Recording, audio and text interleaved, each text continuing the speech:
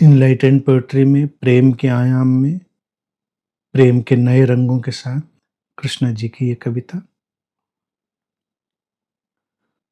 वो रोशनी का सैलाब था, जिसने भी देखा उसे बस देखता रह गया।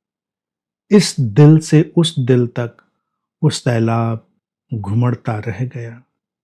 जो कहा जा सकता था वो तो सबने कहा, लेकिन जो कहा ही नहीं जा सकता वो भी हर आंख में देर तक दमकता रह गया।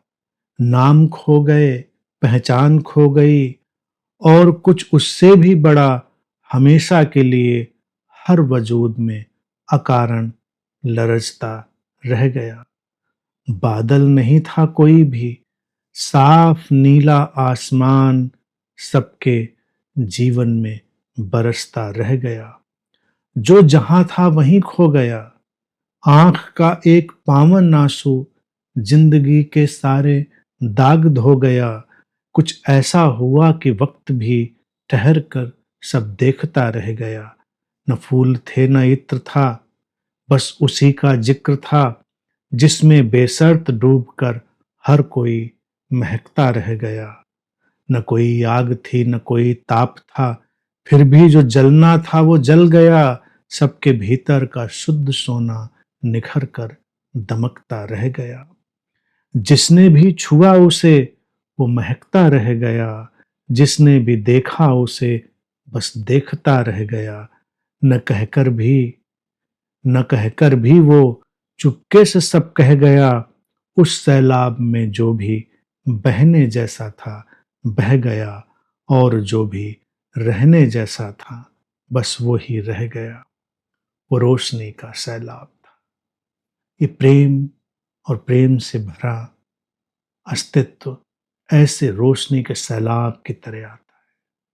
रोशनी की नदी तो नदी है, नदी ही नहीं संभाली जाती लोगों से, तो सैलाब का तो कहना क्या। प्रेम तो सैलाब है, इसीलिए डराता है। कब तटबंधों को तोड़कर बह जाए कोई नहीं जानता। रोशनी का सैलाब तो उसके कहने ही क्या। जिसने भी उसे देखा देखता रह गया।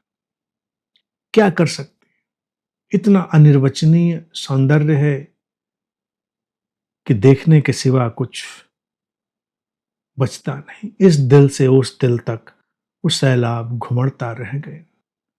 सब दिलों को उस बाढ़ में बहा ले जाता है प्रेम का सैलाब। जो कहा जा सकता था वो तो सबने कहा, लेकिन जो कहा ही नहीं जा सकता वो भी हर आंख में देर तक दमकता रह गया। यही तो प्रेम का जादू है। कहने को तो सब कह देते हैं, प्रेम तो वो भी कह देता है जो नहीं कहा जा सकता। प्रेम में डूबी आंखों को देखो, सारे वेद उपनिषद वहीं मिल जाएंगे। वो तो अधकचरे लोग हैं जो किताबों में वेद उपनिषद पढ़ते हैं। असली लोग तो वो हैं, जिंदगी के नमक तो वो लोग हैं जो प्रेम में डूबी आंखों में पढ़ते हैं। जो नहीं कहा जा सकता, जो कभी कहा नहीं गया, कहा नहीं जा सकेगा, वो सब प्रेम भरी आंखों में पढ़ा जा सकता है, उसमें दमकता है। तो इसीलिए जो जिंदा लोग होते हैं, जो जिंदा खोजी होते हैं, किताबों विताबों की फिक्र नहीं करते। वो तो प्रेम में डूबते हैं और प्रेम भरी आंखों में वो सब पढ़ लेते हैं। नाम खो गए, पहचान खो गई, और कुछ उससे भी बड़ा हमेशा के लिए हर वजूद में अकारण लरजता रह गया।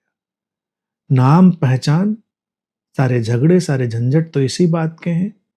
प्रेम नाम और पहचान की कहाँ फिक्र करता है। नाम पहचान सब उस सैलाब में खो जाते हैं, लेकिन उससे भी बड़ा कुछ जिसकी हम परिकल्पना नहीं कर पा रहे थे। हमें तो अपनी पहचान और नाम ही सबसे बड़ा लगता था, लेकिन उससे भी बड़ा कुछ अकारण हर के व्यक्ति के अस्तित्व में, अकारण बिना किसी कारण के। यही तो उसकी अपार निष्पक्षता है अस्तित्व की, कि कारण से आए तब तो कोई बात है कि ये कारण था, इसलिए कोई कारण नहीं। इसलिए प्रेम तो ऐसे हमको संभाल लेता है, ऐसे समेट लेता है कि हम समझ ही नहीं पाते। इसीलिए जब प्रेम किसी के जीवन में घटता है परिपूर्ण रूप से, तो हर उस व्यक्ति को एहसास होता है कि मैं तो पात्र ही नहीं था इतने का। मेरे जीवन में जो इतना बरस गया, मैं इसका पात्र नहीं था, लेकिन वही तो अकारण है, अकारण लरसता रह गया। बादल नहीं था कोई भी, साफ नीला आसमान जीवन में बरसता रह गया। आमतौर से तो हम बादलों को बरसते देखते हैं, प्रेम में हम आसमान को बरसते देखते हैं। साफ नीला आसमान, कोई बादल नहीं, शून्यता ही बरसती है, परम संभावना ही बरसती है, अंतरतम ही बरसता है, वो स्रोत ही बरसता है। जो जहां था वहीं खो गया, कहीं और जाने की जरूरत क्या खोने के लिए, जहां हो वहीं खो जाओगे। आंख का एक पावन आंसू जीवन के सारे दाग धो गया। प्रेम से भरी आंखों से एक आंसू गिरे, जीवन के सब दाग धुल जाते। लेकिन वो नादान लोग हैं जो अपने कर्मों के बंधन काटने में घूम रहे हैं, पश्चाताप करते घूम रहे हैं, फॉरगिवनेस की प्रैक्टिसेस करते घूम रहे हैं कि कुछ दाग धुल जाएं, कुछ पाप छट जाएं। कई तो मजहबों में वो क्षमा सप्ताह, क्षमा महीना चलाते हैं कि भाई क्षमा कर देना, और कई जगह वो कुछ और कवायद चलाते हैं, कई जगह दाग धुलने के और कर्म शुद्धिकरण संस्कार चलाते हैं, कई जगह और नए नए पैकेज चलते हैं, लेकिन काम कुछ आता नहीं। प्रेम भरी आंखों से एक आंसू तो गिरने दो। वो आंसू गिरा नहीं कि सब दाग धुल गए। कुछ ऐसा हुआ कि वक्त भी ठहर कर सब देखता रह गया। क्यों न ठहरेगा वक्त? Stand still. वर्तमान का एक पल ठहरा हुआ वक्त है।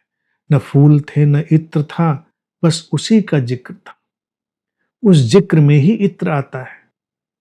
जिसको जिक्र कहते हैं ना, इसको सूफी जिक्र कहते हैं, तो वो जिक्र यही है कि जब प्रेम का किसी भी रूप में हम जिक्र कहते हैं तो न फूलों की जरूरत होती, न इत्र की जरूरत होती, वो जिक्र ही इत्र बन जाता है।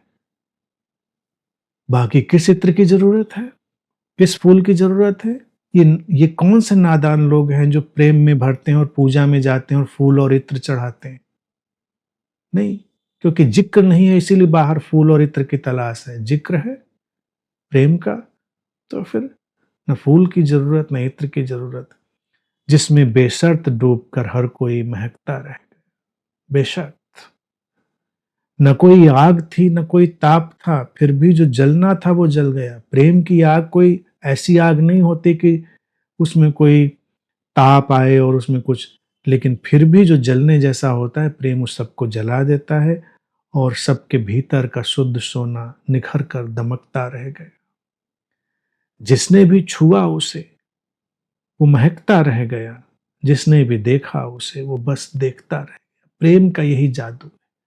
प्रेम के आयाम को एक बार छुआ नहीं किसी ने, तो फिर खुशबू ही खुशबू है, फिर साक्षी ही साक्षी है। बस देखता रह गया। देखने वाला मिट गया, तभी देखना रह जाता है। देखने वाला कोई नहीं है, देखना रह गया। न कहकर भी वो चुपके से सब कह गया। कहने की जरूरत क्या?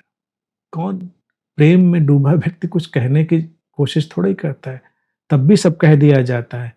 उस सैलाब में जो बहने जैसा था बह गया, और जो भी रहने जैसा था बस वो रह गया। सैलाब को अपना काम करने दो, सैलाब को अपना काम करने दो। बहने जैसा बह जाएगा, रहने जैसा रह जाएगा, और हम बस महकते रह जाएंगे। ये प्रेम का जाल।